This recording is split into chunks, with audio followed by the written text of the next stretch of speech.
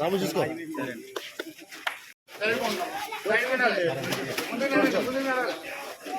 మీరు కూర్చో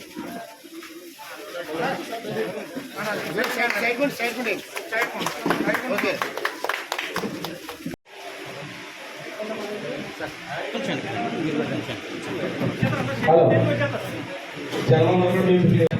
అందరికీ నమస్కారం.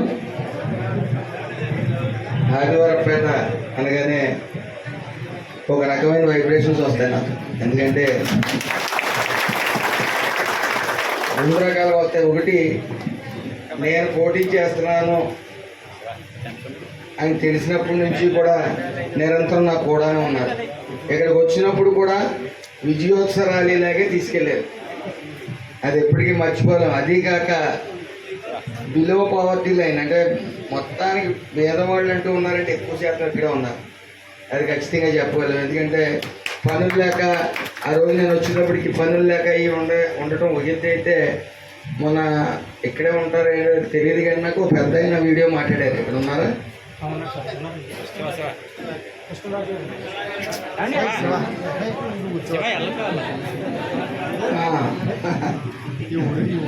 అయితే ఆ వీడియో ఇంచుమించు యుఎస్లో మా చెల్లి ఉంటుంది, అది ఆ అమ్మాయి కూడా చూసి ఇంచుమించు 10 సార్లు ఫార్వర్డ్ చేసింది నాకు.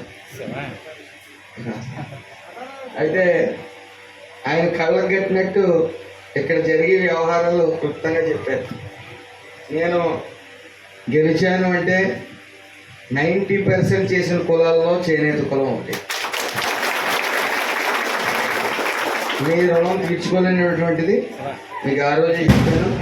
45 రోజులు నన్ను మోయండి, నిరంతరం 5 సంవత్సరాలు మిమ్మల్ని గుండెల్లో పెట్టి చూసుకుంటానని ఆ మాట కట్టుబడి ఉంటాను ఎప్పుడని. అదేవిధంగా సర్పంచ్ గారు కూడా,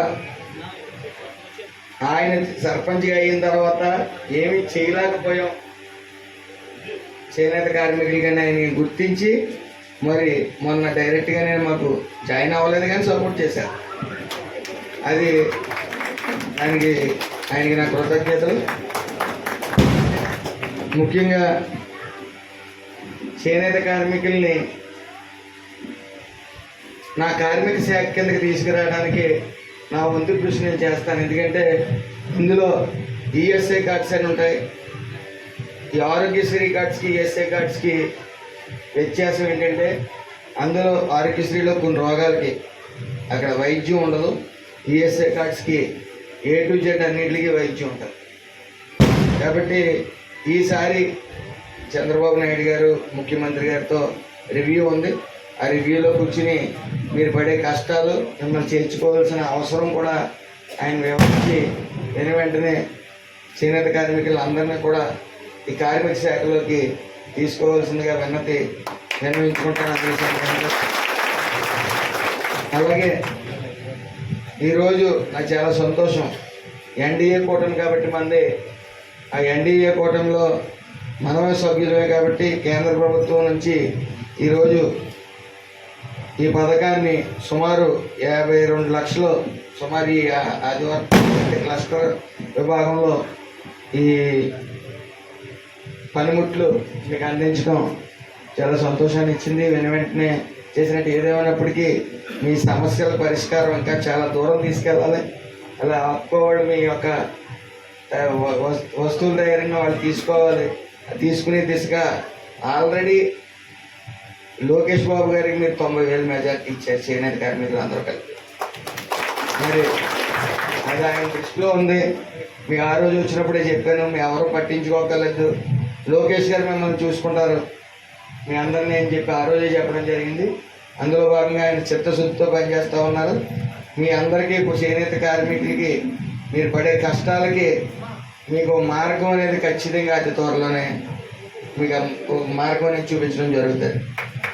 ఏదేమైనప్పటికీ మరొకసారి మీరు పడ్డ కృషి, మీరు నన్ను నగ్గించుకున్న తీరు మీకు ఎప్పుడు రుణపడే ఉంటానని, మీరు ఎప్పుడు ఏ పనికి వచ్చినా సరే మీకు అందుబాటులో ఉంటానని, మరి అది నా విజయం అనంతరం వస్తే తొలగకుండా ఇక్కడికి వచ్చారు కాబట్టి అలాగే ఈ పనిముట్లు కూడా పంపిణీ కార్యక్రమం ఫస్ట్ ఇదే కాకుండా ఈ నియోజకవర్గంలో ఫస్ట్ ఇదే ఫస్ట్ కార్యక్రమం కాబట్టి మీ నుంచి స్టార్ట్ అవ్వడం నాకు చాలా ఆనందంగా ఉంది.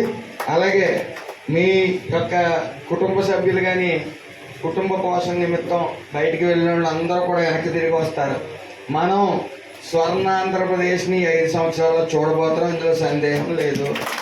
కాబట్టి నారా చంద్రబాబు నాయుడు గారు, ఇటు పవన్ కళ్యాణ్ గారు, ఇటు లోకేష్ గారు 24/7 రాష్ట్ర అభివృద్ధికి పాటుపడుతూ ఉన్నారు. అది మీ అందరూ గుర్తించాలి. చంద్రబాబు నాయుడు గారు ఫస్ట్ క్యాబినెట్ మీటింగ్లో నాకు ఒకటే చెప్పారు, నేను పడుకోను, మిమ్మల్ని పడుకోను, మీరు ఎప్పుడూ కూడా ప్రజలకు అందుబాటులోనే ఉండండి, ప్రజలకి సామాన్యుల్లోకి మీరు ప్రజల్లోకి వెళ్ళండి అని చెప్పారు. నేను అదే విధంగా ఎప్పుడు మీకు అందుబాటులోనే ఉంటాను.